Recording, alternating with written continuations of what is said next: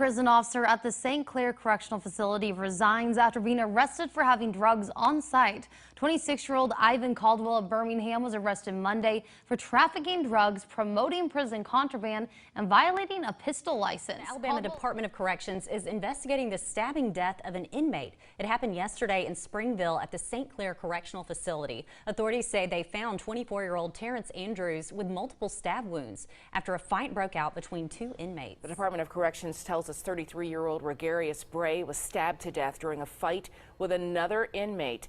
42-year-old Brandy Harris is charged with Bray's facility. 27-year-old Ronald Odell and 27-year-old Antoine Wilson escaped early this morning. Inmate has escaped from the St. Clair Correctional Facility in Springville. This is 30-year-old Corey Davis. The Alabama Department of Corrections says the fight started inside a dorm. The 5 inmates hurt were taken to an off-site medical facility. The Alabama Department of Corrections says a correctional officer was injured today at the St. Clair Correctional Facility when an inmate attacked him during breakfast.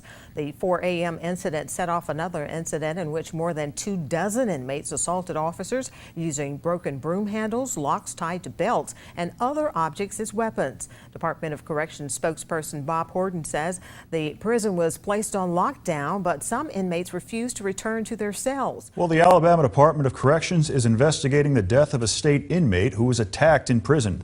Correctional officers found 45-year-old inmate Stephen Mullins stabbed multiple times inside a housing area, and 50-year-old Christopher Jones was arrested in connection with the stabbing. State prison officials say a St. Clair Correctional Facility inmate has died after being stabbed in his cell. Jody Waldrop was sentenced to life in prison in 2006. The Alabama Department of Corrections is investigating a deadly stabbing of an inmate that took place at the St. Clair Correctional Facility in Springville. It happened at approximately 12:25 p.m. when a fight broke out between two inmates in the day room of one of the prison's cell blocks. Prison officials report that 30-year-old Timothy Latham received multiple stab wounds to the chest area during the altercation. Latham succumbed to his injuries and was pronounced dead by a corrections physician. Once considered one of Alabama's more stable prisons, St. Clair Correctional Facility in eastern Alabama spiraled into chaos by the mid-2010s. In 2010, only 23 assaults were reported.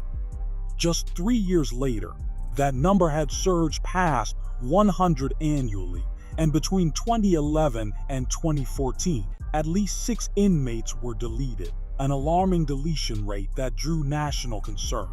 According to civil rights attorney Brian Stevenson of the Equal Justice Initiative, the violence at St. Clair was unprecedented, with inmates describing weekly stabbings, broken cell locks, and a complete breakdown of security.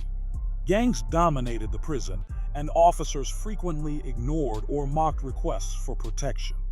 One chilling incident involved a guard handing a prisoner a makeshift knife and saying, "Drill or be drilled."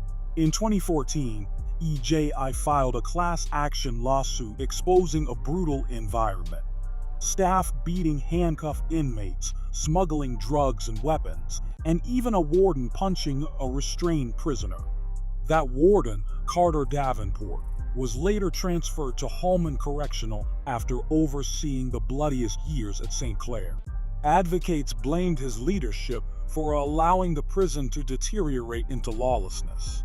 Following public pressure and legal action, Alabama's Department of Corrections agreed to reforms, including reducing overcrowding and repairing broken locks. These efforts initially showed promise. By 2019, the population dropped below 90% capacity, and some security improvements were made. However, progress was short-lived. When Holman Prison partially closed in 2020, many inmates were transferred to St. Clair, reigniting overcrowding and violence. Chronic understaffing meant dormitories of up to 200 inmates were left unsupervised. Violence soon returned with full force. By 2018, 3 inmates were deleted in just the first few months. And since then, deaths from deletion, suicide, and overdose have continued at a troubling pace. Despite years of lawsuits, federal scrutiny, and promises of reform, St. Clair remains one of the most violent prisons in America.